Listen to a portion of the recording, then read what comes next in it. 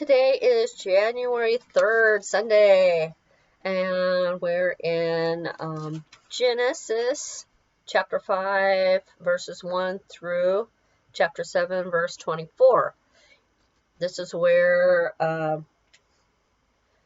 it is the generations of Adam going down to Noah, but there's a little talk about Enoch and Methuselah. Enoch lived 365 years. He didn't actually die. It says in there God took him. Then Methuselah actually lived 969 years. That is a really long time. But then also in chapter 6, verse 3, that's where the Lord pretty much put the cap on the lifespan of humans. Then the Lord said, "My spirit shall not abide in man forever, for he is flesh. His days shall be 120 years. Thought that was pretty interesting. Before then, there were people that were living 1,000 years, even. So we get down to chapter 9, and it starts talking about Noah. When Noah was 500 years, he had Shem, Ham, and Japheth. I'm not quite sure how to spell, if it's a PH or just a P sound. Japheth. And that's when he was told by the Lord to start building the ark. And then I think a lot of people know the story of the ark. It rained for 40 days and 40 nights. I was actually listening to a preacher the other day, and that was Perry Stone. I follow him on YouTube and stuff, and he was actually talking about the flood, and he was doing research, and there's actually a real flood story in a lot of different origination stories for a lot of different peoples that are like all over the world. So it's kind of understood that there really was a flood. There isn't in natural sciences because they don't consider the Bible a historical document. They consider it a book, like fiction. And to me, it's not. It's a historical document as well as partaking the wisdom of the Lord. That's just my 2 cents anyways. But in the chapter 6 in Genesis, it's talking about building the ark because not only did the people turn wicked and were pulling away from God, but also the sons of God fell to the earth because they saw the daughters of men and thought they were really good looking and came down and had children with them. And then that was when the giants started. Or Nephilim, which is a cross between a human and an angel, a fallen angel. So I thought that was pretty interesting, and the people just started getting more and more wicked. So God said he's going to start over, and he sent the flood and had Noah build the ark so we could get all the animals of the earth, and the seeds and everything it was going to take to replenish the earth when the flood was done and cleansing the bad people from it. I thought that story is just so interesting. So our New Testament is Matthew chapter 3, verse 7 through chapter 4, verse 11. And that is starting at the point where Jesus is old enough to get ready to start his ministry, and he goes to John the Baptist and has him baptize him. And that's where the clouds parted after John the Baptist baptized him, and God spoke audibly to whoever could hear in the vicinity. And I thought that was just super cool.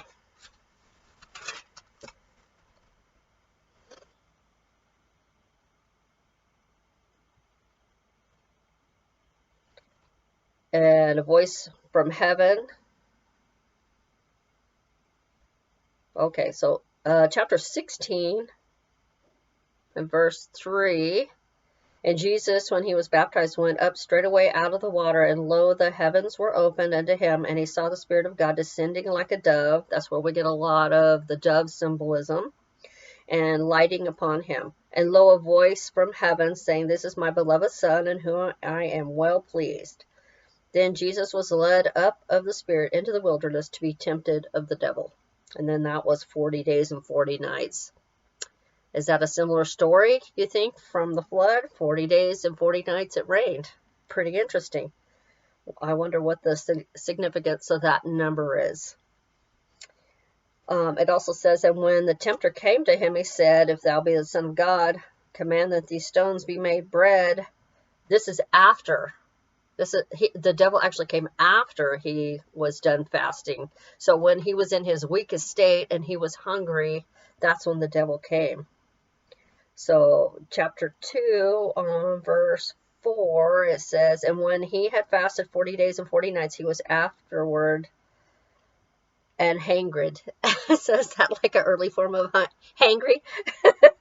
And when the tempter came to him, that's that chapter, verse 3, and when the tempter came to him, he said, If thou be the Son of God, command that these stones be made bread. But he answered and said, this is Jesus, It is written, Man shall not live by bread alone, but by every word that proceedeth out of the mouth of God.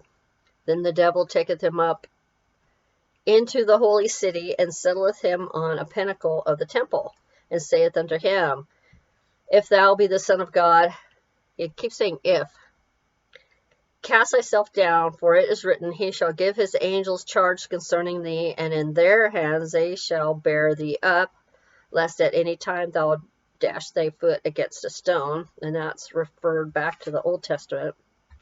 Jesus said unto him, It is written again, Thou shalt not tempt the Lord thy God. Again the devil taketh him up into an exceedingly high mountain, and sheweth him all the kingdom of the world and the glory of them.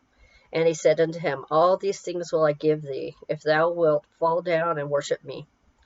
Then saith Jesus unto him, Get thee hence, Satan, for it is written, Thou shalt worship the Lord thy God, and him only shalt thou serve. Then the devil leaveth him, and behold, angels came and ministered unto him. So angels came and took care of him after that. Pretty much brought him food and got him back up to speed, because he was getting ready to go start preaching. Okay, so our psalm today is chapter 3, verses 1 through 8. Lord, how are they increased that trouble me? Many are they that rise up against me. Many there be which say of my soul, There is no help for him in God. Selah. But thou, O Lord, art a shield for me, my glory, and the lifter up of mine head. I cried unto the Lord with my voice, and he heard me out of his holy hill. Selah. I laid me down and slept. I awakened, for the Lord sustained me. I will not be afraid of 10,000s of people that have set themselves against me round about.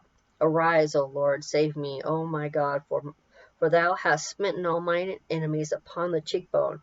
Thou hast broken the teeth of the ungodly.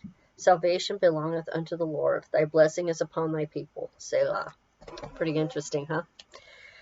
Proverbs for today, chapter 1, verses 10 through 19. My son, if sinners entice thee, consent thou not. If they say, Come with us, let us lay wait for blood. Let us lurk privily for the innocent without cause. Let us swallow them up alive as the grave, and whole as those that go down into the pit. We shall find all precious substance. We shall fill our houses with spoil. Cast in thy lot among us. Let us all have one purse. My son, walk and not thou in the way with them. Refrain thy foot from their path. For their feet run to evil and make haste to shed blood. Surely in vain the net is spread in the sight of any bird, and they lay wait for their own blood. They lurk privily for their own lives. So are the ways of everyone that is greedy of gain, which takes away the life of the owners thereof. That one's pretty interesting. I'm going to read it in the English Standard. Let me find it here real quick.